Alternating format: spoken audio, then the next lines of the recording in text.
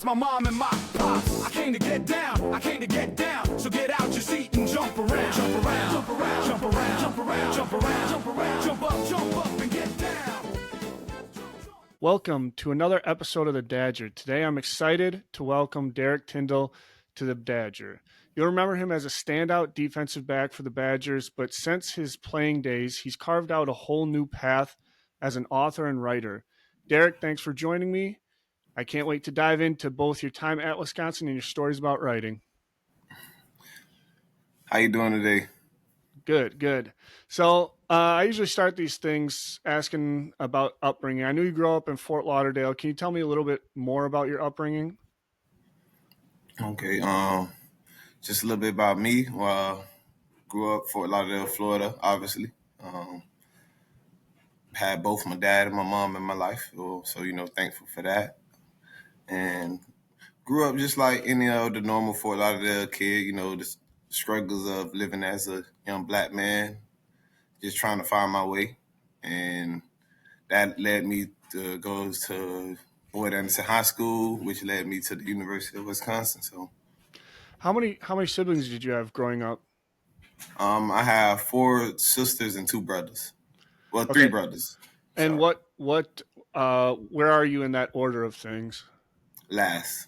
The Baby. So were your siblings pretty athletic and competitive like yourself as well?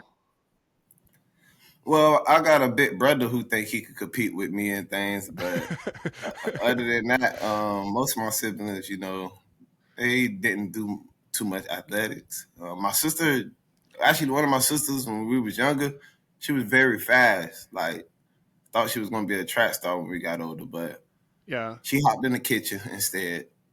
Okay. So the chop it up hour, you talk about you and your father's relationship kind of being built around football. Did building that relationship around football make it tougher for you to love the game, or did it strengthen your love of it?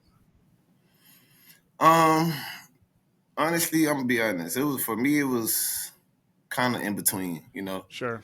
Sometimes it could be kind of overwhelming, just trying to be a normal kid, but at the same time, you needed things like that instilled in you, having him just to be there, teaching me this, just to stay on track and to not do this or not do that, and what to do.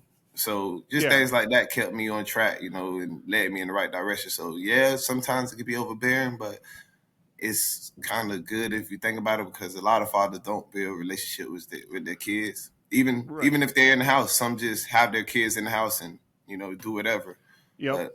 But, he built that relationship with me, and I'm very thankful for that. So I don't know how embellished this was, but in an article written by UW, they talk about your house you grew up in and it being not too far from drugs and violence, where drugs and violence were prevalent. Young people are often pulled into that kind of world, into that similar situation. How were you able to stay focused and stay away from that, being so close to it? One is my father, just having him in my life, seen him get up, go to work every morning, 2:00 in the morning. And just for me, I just grew up watching, and I'm a, smart person. So I just see how things like that turn out, and it never ends up good, either dead or in jail. So for me, it was just, I wanted to stay away from that. Not to say, I lived perfect. Sometimes I get caught up in the midst of things, but luckily God blessed me to make it to be who I am today. So, it's very tough, especially with the surroundings, especially being young, every kid is manipulated in some way, especially by the things around them. We think the cool guy and stuff like that. So that would really, just looking at everything and watching how everything turned out made me stay away from it. So for kids going through a similar situation, what is one piece of advice you would give them for having lived it yourself? For me, it just, be yourself. What seems cool now, just know in a couple of years, it's just not going to be cool. You might think the cool person or the cool guy who's doing this and that They might be living, put it like this. Don't be such in a rush not to be a kid or to be grown. Yes. Because, once you become grown, it's a lot of things you don't want to deal with. And when you become grown, you want to go back to being a kid. Wish I was staying in the daddy house again. That's right. So at what age did you start playing organized sports? And was it predominantly football? Well, for me, at 4 years old, that's when I started playing organized sports. Holy buckets. I was into soccer and baseball for a little bit. Well, let me not say baseball. I played t-ball. And I did play a little baseball in high school, but it didn't go well. But mainly it was football and soccer, and I got into it at the age of football at 4. Okay. But funny story, when I was 4 years old, actually, I quit my first season. Well, my mom made me quit because, she just thought it was too aggressive. Yeah. And I just remember that whole year, her and my dad, like, not really mad at each other, but bumping heads, like, man, it's not too early. She's just like, no, I can't have my baby out there. So he won that battle ultimately, huh? yes. Yeah. So in high school, it was just football and then a little bit of baseball. Well, just when I say a little bit, just a small, tiny bit of baseball. Because once I went out there and I think we was playing Dillard Panthers, and I got struck out like twice, and the ball was just coming too fast. I was like, yeah, I'm just go catch some football. So in the off season, were you constantly working with your dad, or I guess what were you doing in the off season in high school when you weren't playing football? So for me, it was partying and working out. So my dad, he always made sure I got up to work out. He'll let me, he let me hang out, let me party, but he just knows, like, you come home at 3 a.m, but just know you're still getting up at 6 a.m. to go work out. So it was mostly just a mixture of cartoons,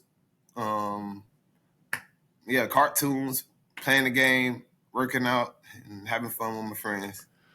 It looks like you played varsity since you were a sophomore. I don't know much about Florida high school football, I guess. So what was your conference and competition like in high school? Oh, well, I played in one of the toughest conferences for a lot of the. I don't know if you heard of St. Thomas Aquinas. Yep. So teams like St. Thomas, Dillard, Ely Tigers. That's where Patrick Peterson went. Sure. Schools like that. That's who we had to go against, on the daily. People like Stacy Coley, just one of the names I could name, Johnny Dixon, just powerhouses like that who went to powerhouse program. So, it definitely was high competition. So you guys had some up and down seasons record wise, from 2-8 your sophomore year to 9-3, and then back to 2-9. Being competitive, how did you personally stay locked in during some of those less successful seasons? Oh, so my sophomore year, that 2-8 game, they actually took away all of our games because. Oh, really? Yeah, so it was just something. We had a player who was outside of our school district. Sure. So they ended up taking back all of our games. I really think we would have probably, made it very far that year. But my last season, it was, that was painful, just because I ended up getting hurt. Yeah. Running the kick return back, flipping in the end zone, and somebody dived on top of my leg, and I think I tore my muscle, and I just know it just was really tough watching my team, go through games without me, and most of the games I did play, we won. We actually still made the playoffs because we won the important games. I was able to come back and play those games, but just watching my team lose, it was definitely tough. After that injury, were you a little more cautious, I guess, out there on the field, knowing that you were playing post high school, or you're planning on playing post high school, I should say? Oh no, not at all. No fear. No fear. It was only one injury that kind of shook me a little bit, but yeah. Well, I know. I was gonna say, I know at Wisconsin you also played through some injuries, so I mean there's obviously some toughness there, right? Like, yes, sir. So When did colleges start recruiting you? And did you know when colleges were at your games, or I guess recruiters were at your games to watch you?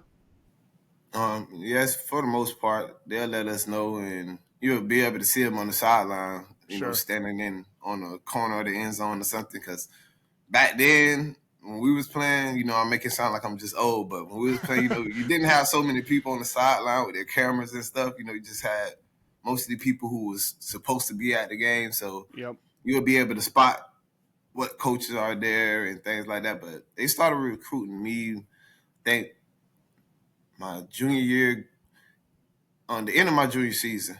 Okay. Really. It looks like you were the classic wide receiver DB combo in high school. Did you have the opportunity to be looked at by different schools where you were able to kind of pick what position or what side of the ball you wanted to play on? Well, I had Wisconsin before I got to Wisconsin and Indiana as well. They was talking about me playing both sides of the ball. Okay. Um, so I really was looking forward to that. So Uh, trying to be a little Travis Hunter before Travis Hunter. yeah, you feel me? But unfortunately, it just I don't, honestly, when it comes to the both sides of the ball thing, I don't know why they didn't do it, but who it, knows? it looks like your first official offer was from Marshall, where I believe your cousin was playing at the time, correct? Yes, sir. Did that I mean, were you heavily considering Marshall at all, or since you had the likes of like Pitt, UCF, Indiana, TCU, Wisconsin, like you had all these other big programs where you're like, I could go play with my cousin, or I could play with like some of these major schools. I really did want to play with my cousin. I did Yeah, have a couple people around me, telling me to go to the bigger programs, which kind of ultimately led to my decision. But I was about 80% sure I was going to Marshall, no matter what. yeah, Like I didn't care if it was Alabama to come on the other side. I really was. I wanted to go to Marshall, yeah, but just based on career and what I wanted out of my career, just yeah. felt like Wisconsin would have been the best choice. So you talk about at the end of your junior year is when you started, getting recruited more heavily. Was there a specific game or event you can point to that kind of opened up the floodgates, so to speak, for offers from these schools? Or was it more of like a culmination of your play over, your sophomore and junior seasons? Definitely think it was a combination of my play, just over time. The hype just went to building and building until it was finally like, okay, this guy could play some ball. But over the just 7-on-7s, going against the high competition, eventually we had end up having a great season, and then that's when they went to take a notice. On 24/7 Sports, it shows you committed to Indiana on January 7th, but then went on a visit with Wisconsin on January 17th. I obviously have never been recruited. So how does that work from committing to then going to like on a visit? Is that like frowned upon, or I guess how does that work? Man, for me, I was just having fun with it, Sure. honestly. Like, I was supposed to take another visit to TCU and a couple other schools, but I got tired of all the traveling and got, just playing and playing. After a couple weeks, it was like, yeah, I'm done. But with the recruiting process, I just feel like I have fun with it. If I Yeah. was to tell anybody else to do it, have fun, enjoy. And I was, as you can see, I would call it a commitment. Wouldn't want to use that word, but a commitment whore. Forget it. I was a commitment whore, so I was jumping back and forth, like. But Well, was there something specific that caused you, I guess, to decommit from Indiana and sign with the Badgers, or I guess what was the story behind that? when I went to Wisconsin for the visit, I actually met Dakota Dixon and George. I already knew George, but George Oh, came okay, on a visit with me. sure. Um, and just being up there with them. And when I heard Soldier and Shelton was up there, I was already kind of a fan of bro in high school. Yep. So, just knowing he was up there, I also just, even though I didn't talk to him much when I went on a visit, George and Dakota basically solidified it for Wisconsin for me. Yeah. Like, when I went up there, talked to them, and Dakota just told me, like, bro, you got to come here. We're gonna come here.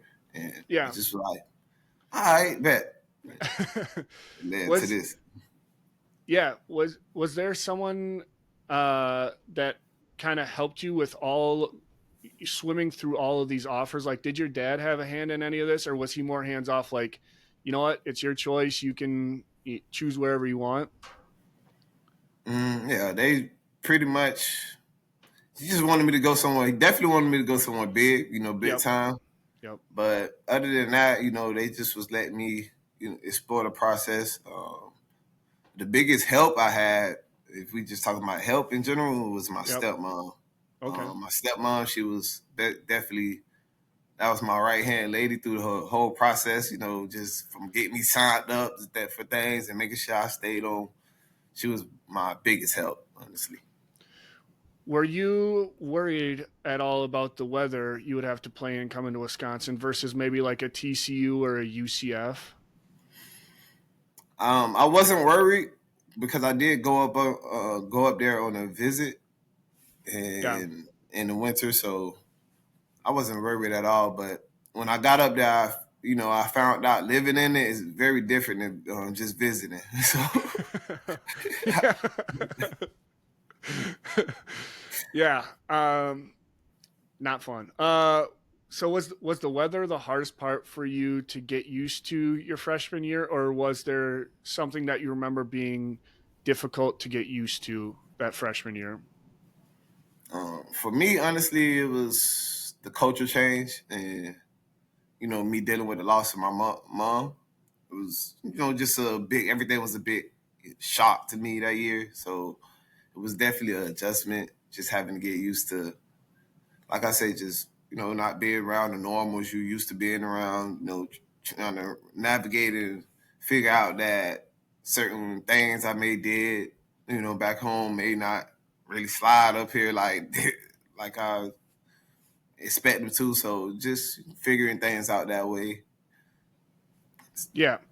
So since you touched on it a little bit there, I can't even imagine what it was like losing your mom, but how were you able to continue to go to school and be an athlete with all of that weight on you? That first year was tough. I really thank, Coach Anderson for dealing with me that year. I know I was, I just wasn't in my right space. Yeah. But leaning on, my brothers, teammates by me, that was the biggest thing that kept me wanting to go. Just having my teammates, people like George was my roommate that year. Yeah. It was some days I didn't want to get up to go to class. Even the small amount of days I went to class that year. Yeah.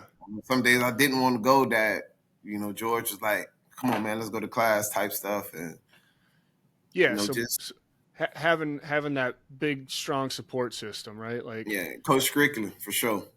Coach Strickland for sure. I just remember him personally coming to my dorm rooms, knocking on the door, not forcing me to do anything, but just making sure I'm okay. Like, yeah. All right, back to lighter topics. Here, I've been doing this segment called Start, Sit, Redshirt for guys that I'm interviewing have played with. So if you'll let me, let's try it here. Between Nick Nelson, Faion Hicks, and Shorjan Shelton, all in their prime. Don't do that. All in their prime, who are you taking for what? Don't do that, man. Come on, man. Them all my guys, man. I know. Nick Nelson, Faion Hicks, and Shorjan Shelton. Sheesh. Man, when I say three ballers, you just made a hard choice for me. I know.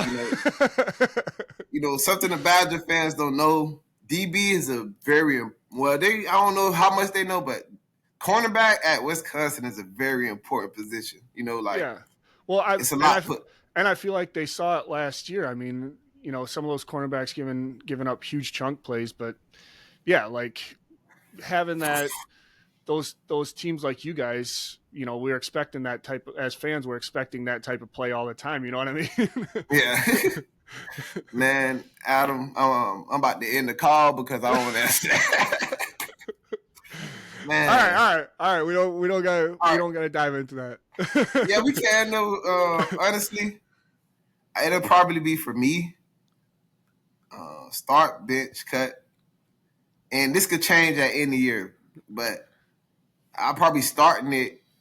Okay. Bench, soldiering. Yep. And I won't call it cut. I can't cut Fayon, but red shirt. Yeah, we gonna red shirt him. And, you know, let him get his feet warm. But that's right. You know, I just might have to take the back end, let them run the 1, 2, and 3.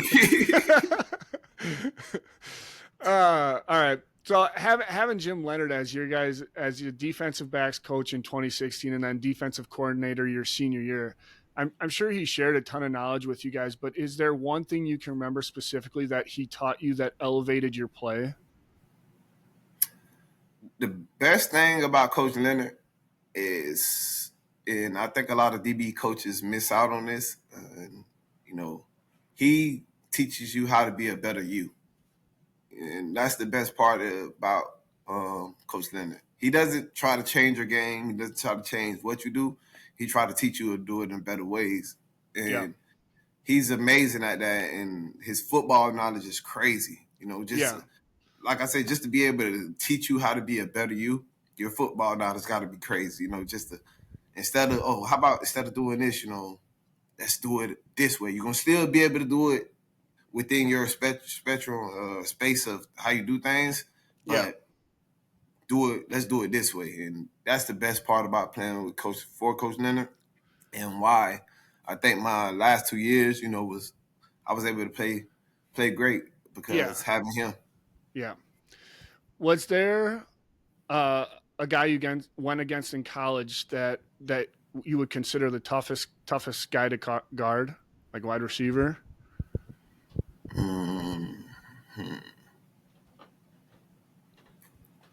Or did you just dominate them all?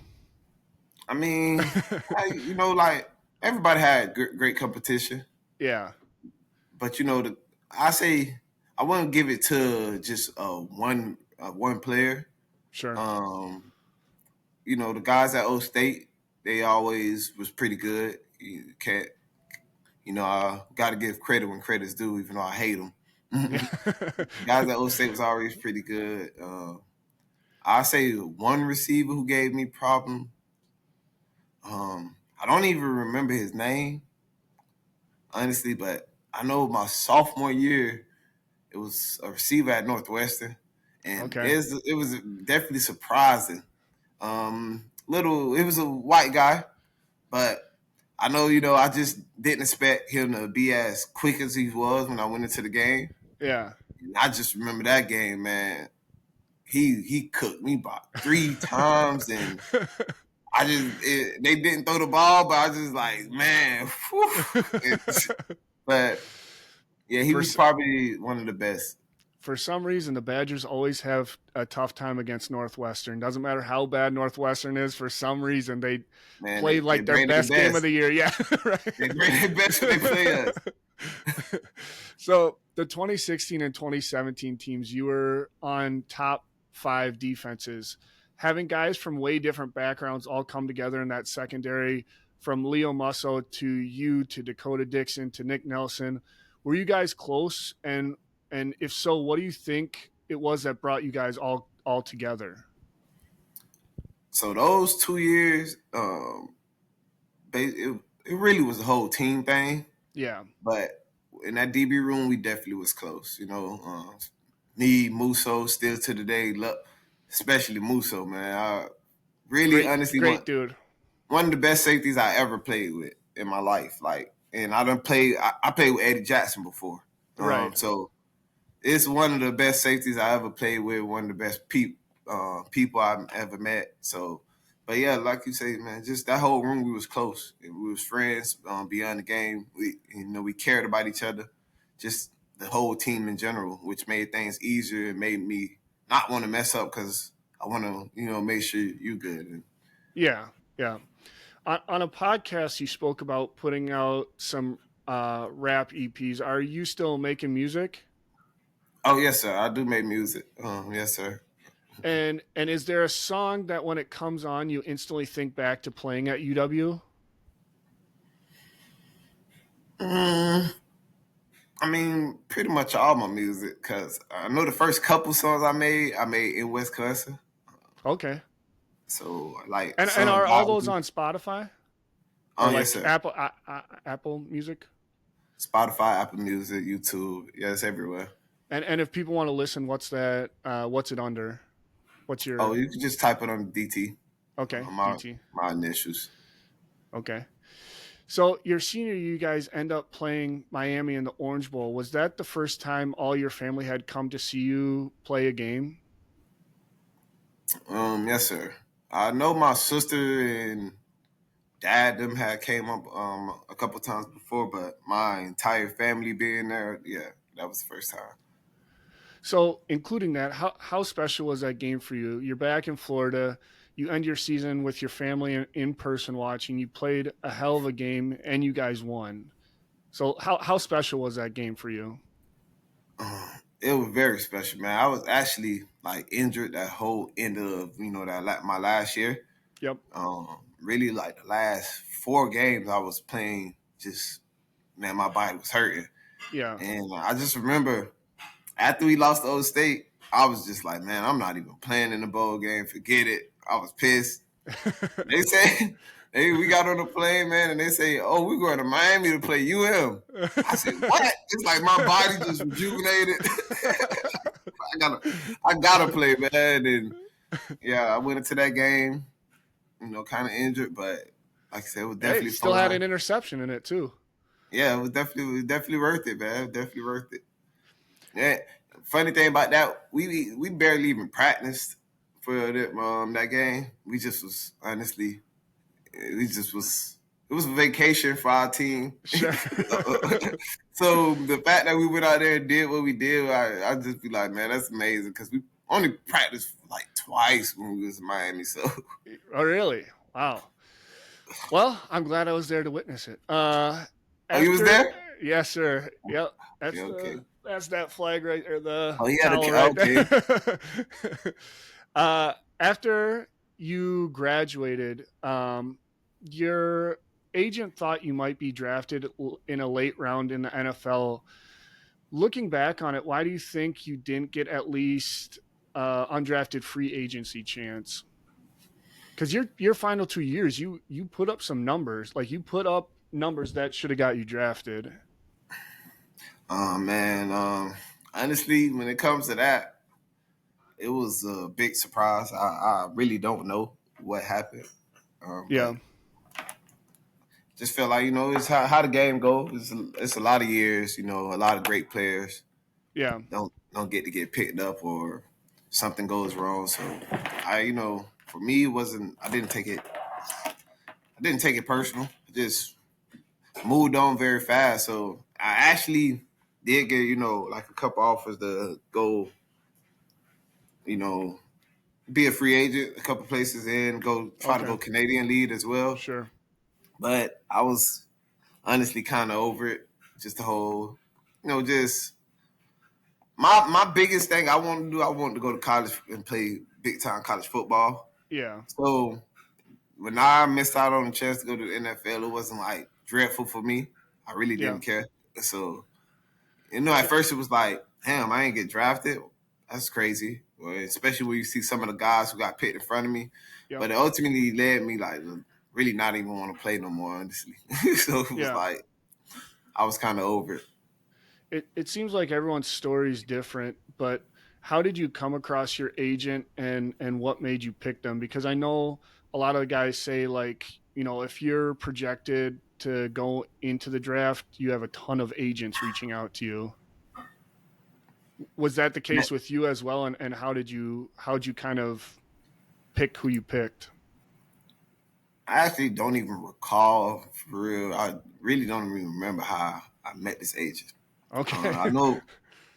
I think it was through my dad, Okay. and you know, I man, to be honest, I don't even really remember seeing my agent in person. Like I don't even know how he looked. So Okay. like, it just is one of those type situations. He definitely used to always call me and things like that. But you know, I just all with that situation, I always felt like it wasn't even a personal relationship. It's Yeah. just Yeah. In, business. in a story you did with Fox Sports, you talk about giving your time, uh, not getting drafted, giving you time to focus on more stuff that maybe you wanted to do. And one of those, in hindsight, being your book that you published, which was I think you published the following year after that, called I'm a Teletrius Johnson. Is that right? Did I say that right? Demetrius close. You definitely was Teletrius close. Teletrius Johnson, the beginning of the end. I know Yes, you're a sir. big comic book fan. Were there any comics or graphic novels that you pulled inspiration from for your own book, for this book? Yeah, I pull inspirations from everywhere. Honestly, um, Harry Potter, Marvel Universe, DC Universe, even some animes like One Piece and Yep. much more. I pull just I try to get ideas from everything and just create my own out of it. Yeah. So definitely some influence from a lot of those type shows. Did you have a favorite comic book or comic series growing up?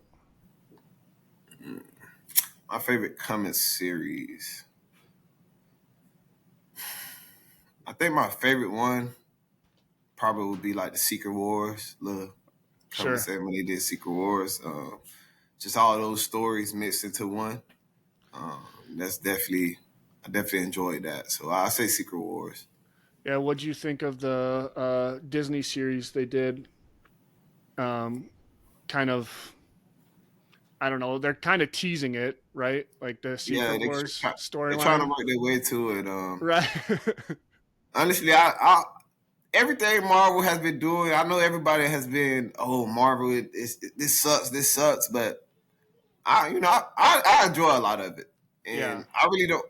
I love the multiverse. I was sad that they stopped the Kang whole storyline. I was enjoying that, but Yeah.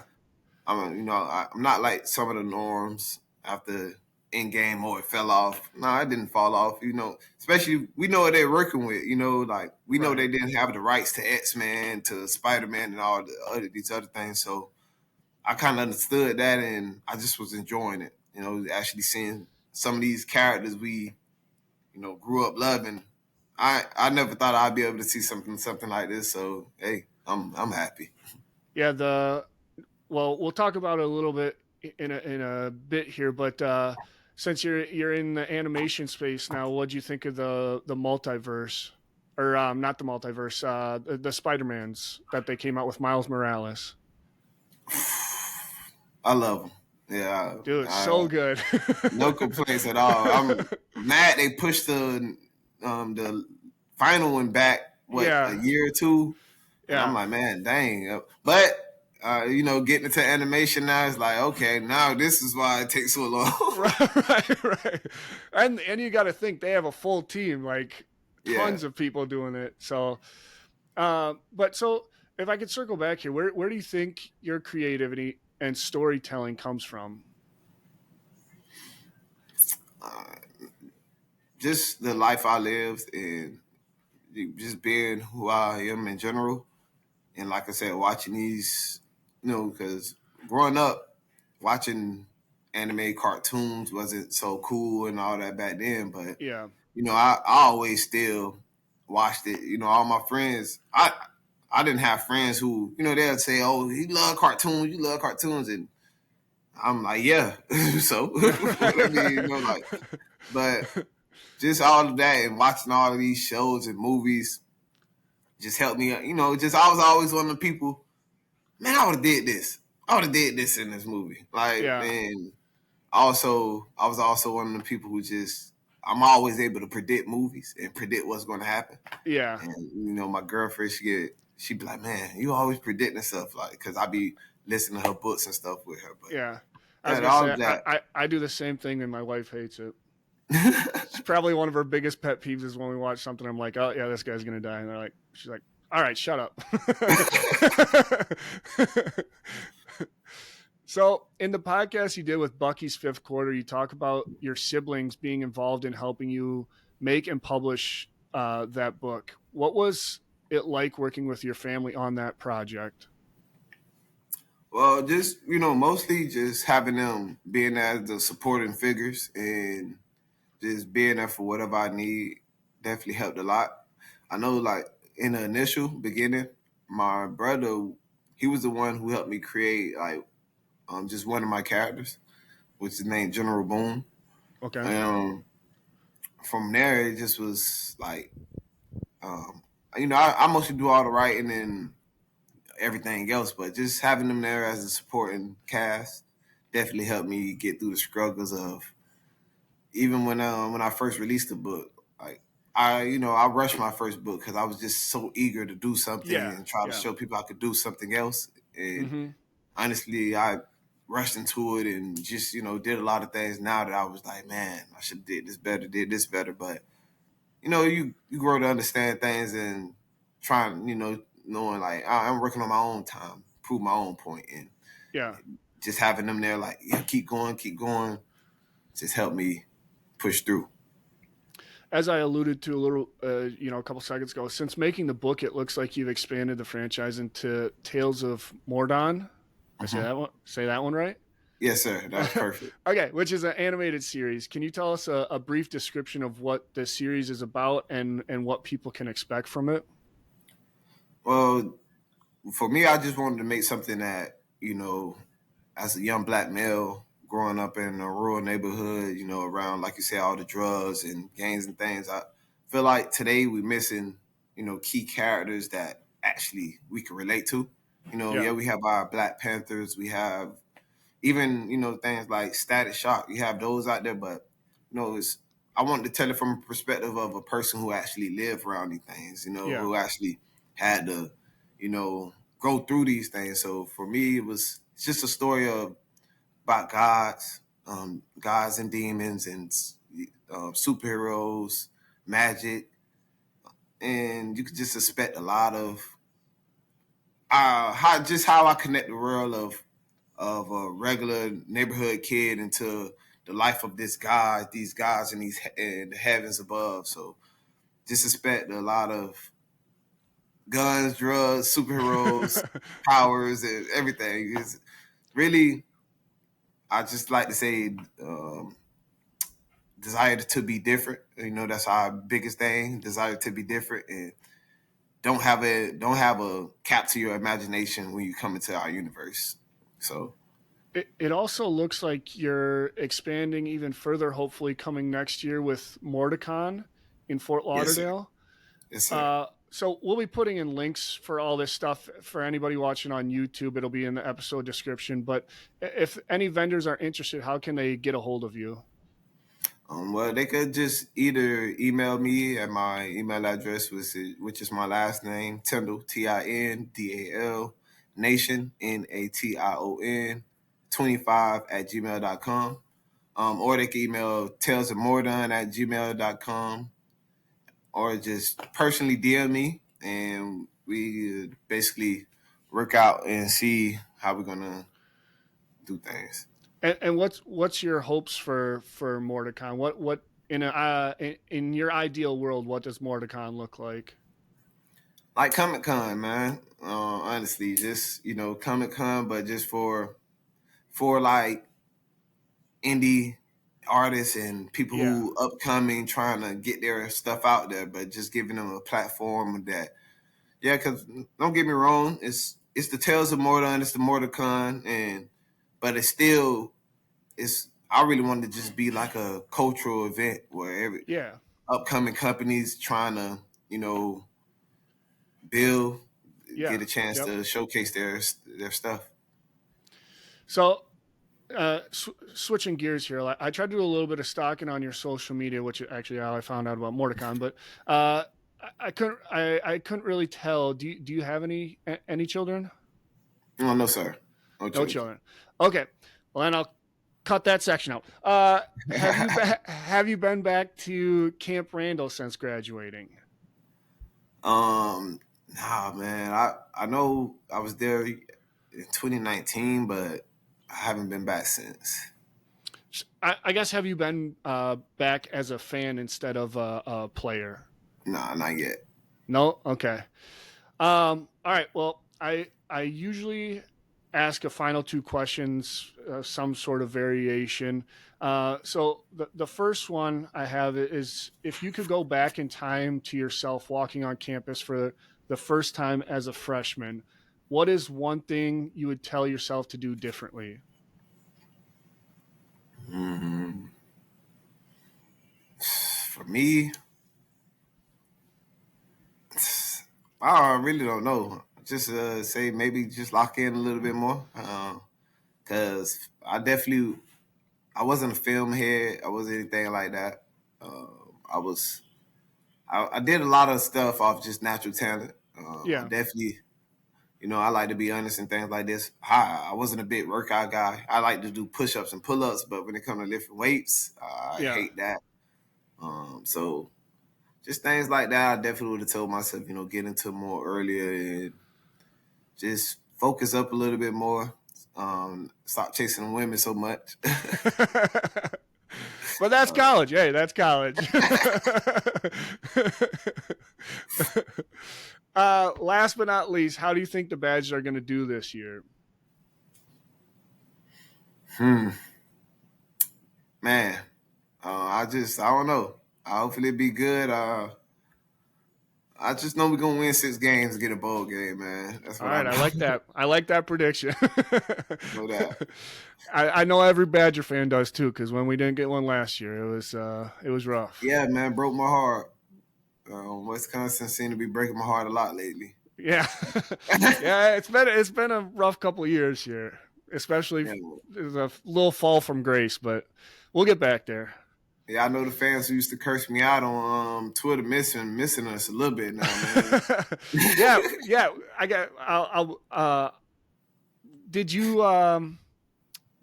have to turn off like your Twitter comments or anything like that?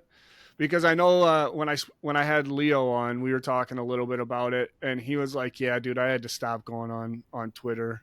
It was just too much." Yeah, coaches used to actually get a little mad at me because I like to go back and forth.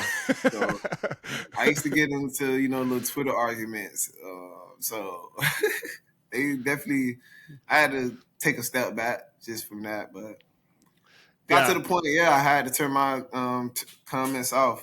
Even I remember muting my name sometimes, just it wouldn't be popping up. I mean, I assume some of that stuff would fuel you, but after a while, it probably gets pretty daunting. Yeah. So I used to use it as motivation. See somebody talking trash, like, all right, bet. I think that's the main reason I never gave up 100-yard game because it's like, all right, man, I'm about to be roasted. Yeah. It's like, man, I may give up, one bomb, but it's like, all right, y'all ain't catching another ball this game. Right. Yeah, I used to hate saying, I just remember, bro, I used to be playing great Ohio State game, had a great game. I remember they threw the ball at me so many times, but I gave up the last touchdown, and I went to Twitter. Oh, Tindall getting cooked. I'm like, what? What are y'all talking about? But I've always said cornerbacks. It takes a different breed of person to play cornerback because if you give up one thing, everybody's looking at you. I mean, everybody expects you to play perfect. It's nuts. Man, I was just talking to Kendrick Pryor like 3 days ago about that. And just like, man, corner is the hardest position because we just talking. I'm like, bro, you could get the ball thrown at you 12 times and you catch 2 balls, but they bombs. Everybody like you went crazy. And the cornerback got cooked. Like what? That don't make sense. He over there like, yeah, you got cooked. Yeah. I'm like, and after that, I mean, like you have to stay locked in. You have to keep that edge. Like, yeah, I could have never done it. So, but all right. Big thank you to Derrick Tindal for joining me today, not only for sharing from his days in the Wisconsin secondary, but also giving us a look at his journey as an author and writer. Derrick, it's been awesome having you on. And for everyone listening, be sure to like, comment, and subscribe wherever you're tuning in. Drop a name on the comments for who you'd like to see join us on future episodes of the Dadger. And as always, on Wisconsin. Thanks, Derrick. no problem. Thank you.